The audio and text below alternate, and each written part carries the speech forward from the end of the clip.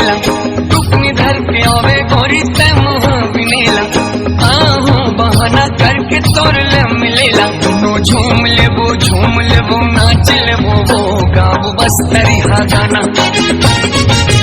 दोनों झूम लेबो नाच लेबो वो गाँव बस्तरी हा गाना।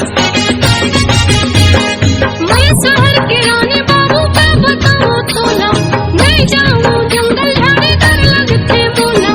मैं शहर के रानी बाबू पे बताऊं तोला मैं जाऊं जंगल झाड़ी डर लगते बोला बोला नहीं आवे रे तू हर बस्तरी हा गाना बोला नहीं आवे रे तू हर बस्तरी हा गाना। हल्दी गीत गावते रीनो संग नचावते काके मोटे गीत संगे दीवानी बनावते हल्दी गीत गावते रीनो संग नचावते काके मोटे गीत संगे दीवानी बनावते।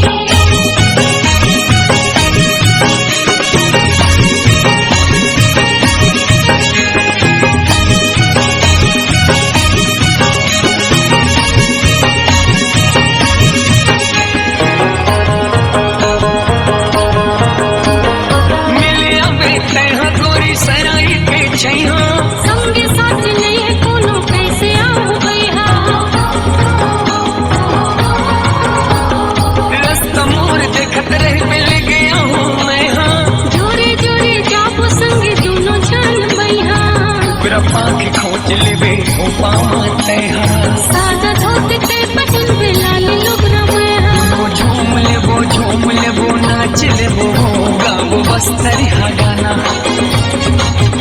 दोनों झूम लेबो नाच लेबो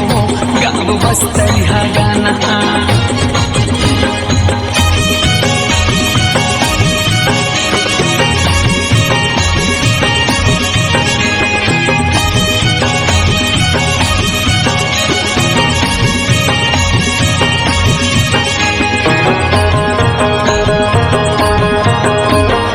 मैं गरीब बस्तरी हाथ शहर के रानी तोर मोर बन जाहे मैया के कहानी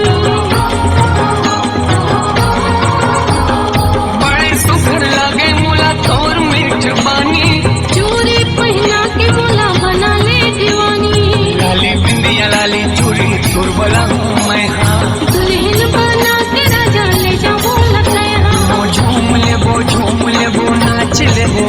गाँव बस्तरी हा गाना दोनों झूम लेबो नाच लेबो जी के बस्तरी हा गाना दोनों झूम लेबो नाच लेबो गाँव बस्तरी